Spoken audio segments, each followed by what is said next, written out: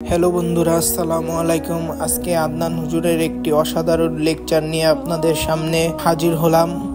তো ভিডিওটি শুরু করি। তাহলে নামাজের আজান কানে যায়, নামাজ পড়ি না, কোরআন বাসায় আছে তেলাওয়াত করি না, খুলেও দেখি না, 40 কোনখানি বাদ দিয়ে। আর শেষ রাত্রে আল্লাহ পাক আহ্বান করতে থাকেন, আমি উঠে ওযু করে 2টা রাকাত নামাজ পড়ে একটু দোয়া করব, সেটা পারি না।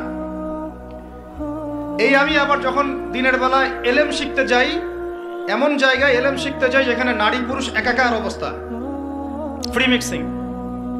আমি এমন এলেম শিখতে চাই যে এলেমটা আমাকে 20 বছরে 20টা সূরাও শিখায় না, 20টা হাদিস আপনার মুখস্থ নাই। আমি চ্যালেঞ্জ করতেছি আপনাকে, 20টা হাদিস আপনি দাঁড়ায় বলেন, ছোট ছোট হাদিস খালি।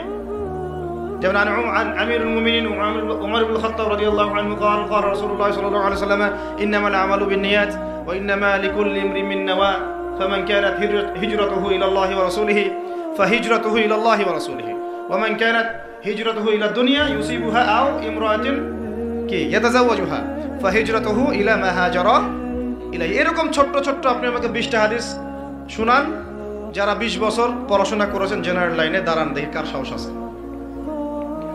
তো এই হচ্ছে আপনাদের শিক্ষার অবস্থা।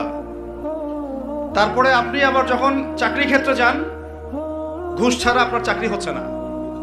এই হলো অর্থনৈতিক জীবনের অবস্থা।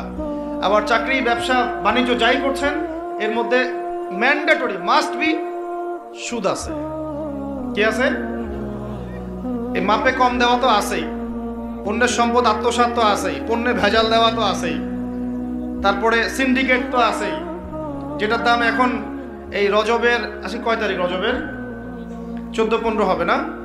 তো এই রজবের 14-15-তে যে পণ্যের দাম 200 টাকা, 1.5 মাস পরেই সেই পণ্যের দাম হবে 400 টাকা।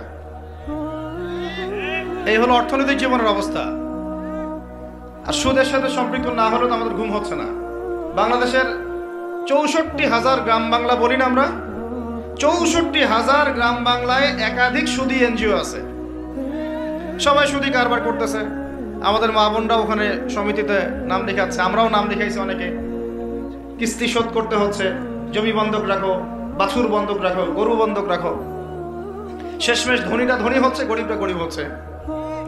কারণ আল্লাহ পাক এই কিতাবের মধ্যেই বলেছেন, সূরা বাকারার শেষের দিকে আছে যে ইয়া আইয়ুহাল্লাযীনা আমানু, হে মুমিনগণ, ইত্তাকুল্লাহ, আল্লাহকে ভয় করো, ওয়া যারু মা বাকিয়া মিনার রিবা, সুদ ছেড়ে দাও, ইন কুনতুম মুমিনিন, যদি মুমিন হয়ে থাকো, ওয়া ইল্লাম তাফআলু, সুদ যদি না ছাড়ো, ফাআযানু বিহারবিন মিনাল্লাহি ওয়া রাসূলিহি, আল্লাহ এবং তার রাসূলের সাথে যুদ্ধের ঘোষণা শুনে রাখো। আয়াত বুঝলেন? আয়াতটা কি বুঝলেন? আল্লাহ পাক বলছেন যারা সুদ খায় বা সুদ না ছাড়ে, এরা আল্লাহ এবং তার রাসূল মুহাম্মদ সাল্লাল্লাহু আলাইহি ওয়াসাল্লামের বিরুদ্ধে অস্ত্র নিয়ে দাঁড়ায় আছে। ভিডিওটি সম্পূর্ণ দেখার জন্য আপনাদের সবাইকে ধন্যবাদ।